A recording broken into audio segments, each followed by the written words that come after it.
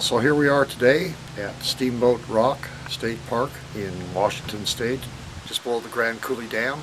Bob's going to fillet some walleye. We'll see how that's done by a master.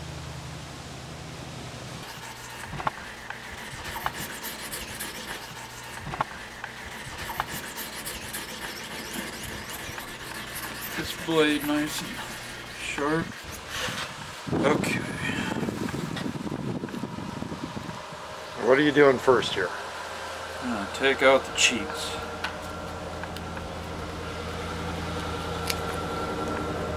Just run the line right down like that.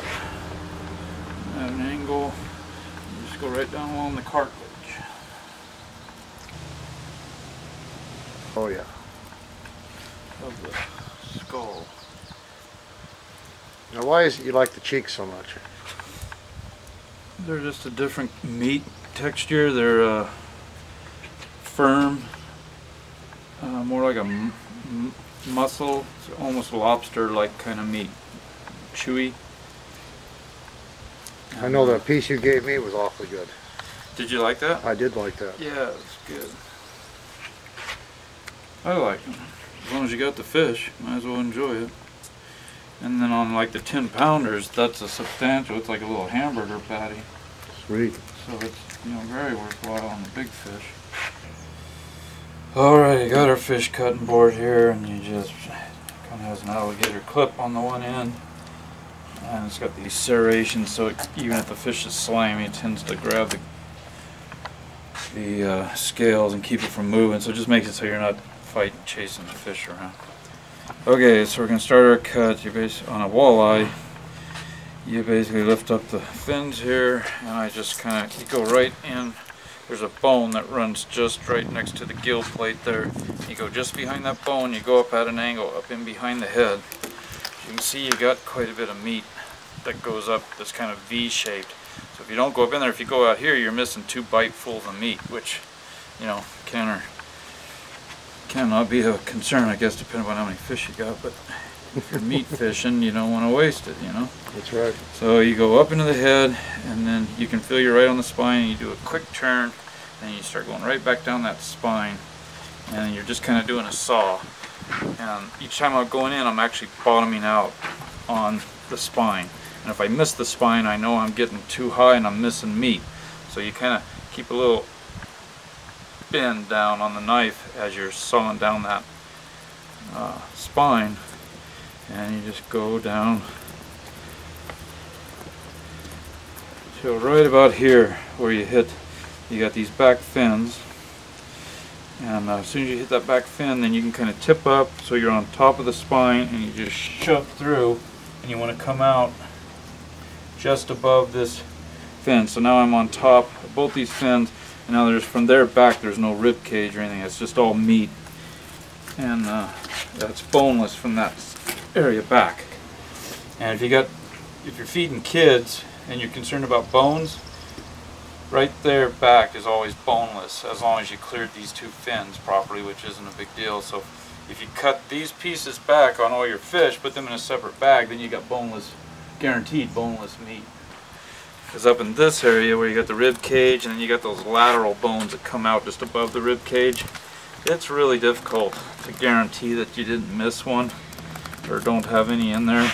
And adults, you know, you just kind of, you can feel them and you just chuck them, and it's not that big a deal. But with a child, you know, they can choke, so you want to be careful.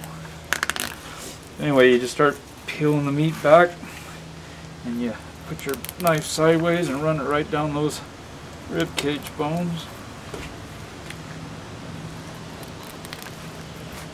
And you just continue on doing the same thing, and you keep turning your knife down against the bones, because otherwise you'll go up into the meat and end up leaving a bunch of meat on the bones. And you just continue on doing the same thing.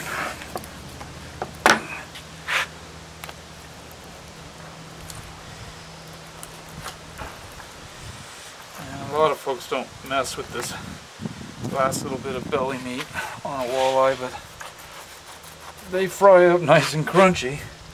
So now you just kind of get a shot of where the vent is, and you just go just above it so you're staying out of the entrails, and there you go. That's a fillet. Just a little bit of meat. Walleye are kind of different fish from others in that their rib cage comes out at a real sharp angle, so it's hard to come up and then back down. And so you can see I missed a little bit of belly meat there, but it's not. A lot of folks just skip that totally and they just take the back. Now I notice you don't clean the fish. No, I don't go into the entrails at all because it's just a waste of time. Because we're not. We usually clean them fresh. I guess if they were going to be in a cooler for a couple days before you cleaned them on ice, you might want to go ahead and take the entrails out. Other than cleaning fish, of course, you always want to be moving that knife away from you and away from anybody that's standing around you. So I'm pushing away. So if I slip, even if I do slip, there's no way that I'm going to come back and cut myself.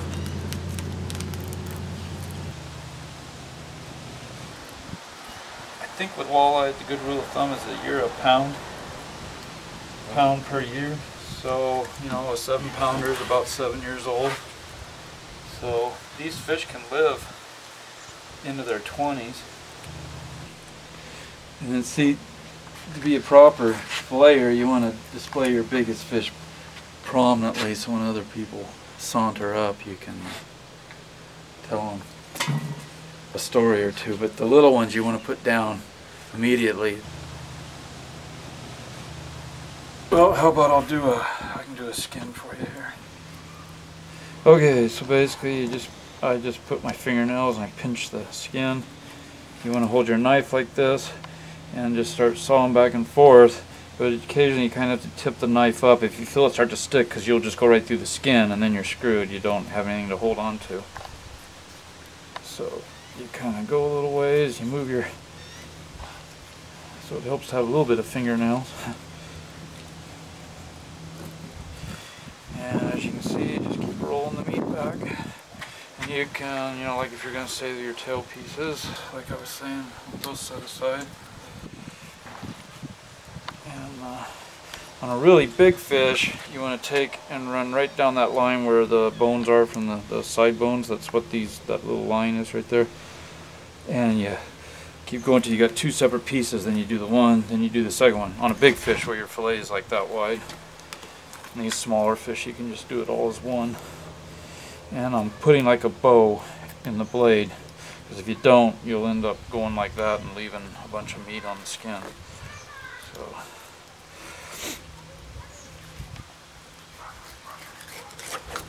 And just like so. Anyway, and then for cooking, you know, I usually quarter them up about that size. And so it's just the same routine over and over again. If you got a big bucket of these, it can be daunting.